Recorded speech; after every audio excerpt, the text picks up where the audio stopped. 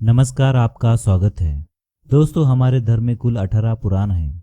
इनमें शिव पुराण एक ऐसा पुराण है जिसमें मनुष्य जीवन को सुखकर बनाने के लिए कई सारे मंत्र बताए गए हैं। शिव पुराण में माता पार्वती और भगवान शिव के संवाद का सार भी बताया गया है। शिव पुराण में 5 ऐसे पापों का वर्णन मिलता है जो मनुष्य अनजाने में करते हैं और उसका दंड भुगतना पड़ता है। शिव पुराण के अनुसार मनुष्य को ऐसे पाप भूल से भी नहीं करने चाहिए। इन्हें करने से भगवान शिव की आपके ऊपर कभी कृपा नहीं बनी रहेगी और यही वजह है कि लोग अनजाने में ऐसे पाप कर जाते हैं और शिव जी की कृपा से वंचित रह जाते हैं। दोस्तों, कलयुग में धर्म का केवल 1/4 शेष बचा है, इसलिए मनुष्य पाप करता है। लेकिन अगर आप भगवान में आस्था रखकर धर्म के पथ पर पूरी निष्ठा से चलते हैं तो निराकार ईश्वर को आप जल्दी ही पा सकते हैं। इसके लिए आपको पाप रहित मनुष्य बनना होगा। पाप रहित मनुष्य बनना बड़ा ही सरल काम है, लेकिन अगर आप इस पर ध्यान दें तो आपसे अनजाने में भी कोई पाप नहीं होगा और ईश्वर की सहज कृपा आपको प्राप्त हो सकती है। आप तो अनेक पुण्य कर्म करते हैं, लेकिन फिर भी आपको उसका उचित फल प्राप्त नहीं होता है, क्योंकि आपसे अनजाने में कई सारे पाप हो जाते हैं जो उन पुण्य कर्मों का संतुलन बिगाड़ देते हैं। इसीलिए आपको इन पापों के बारे में अवश्य जान लेना चाहिए। आज के वीडियो में हम आपको ऐसे ही 5 पाप बताएंगे जो भगवान शिव ने मां पार्वती को बताए हैं।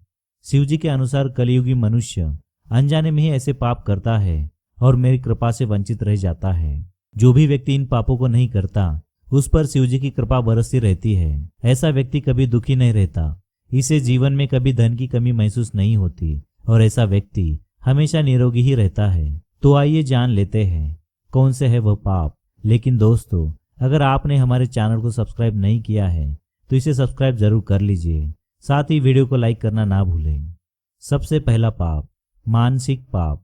शिव पुराण के अनुसार कलयुगी मनुष्य रोज मानसिक पाप करता है। मानसिक पाप वो होता है जब आप मन में दूसरों के प्रति बुरे विचार लाते हैं।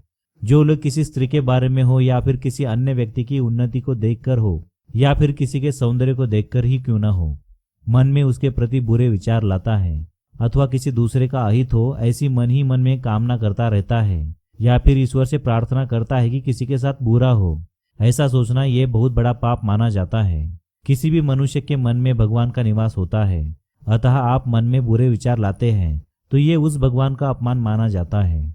दूसरा पाप, वैचिक पाप।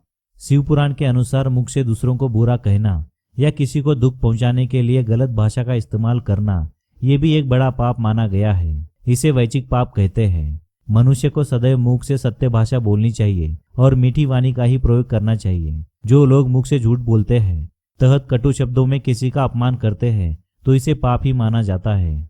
तीसरा पाप, शारीरिक पाप। शिव पुराण में प्रकृति को ईश्वरीय स्वरूप माना गया है, अतः अकारण ही प्रकृति को नुकसान पहुंचाना पाप माना गया है।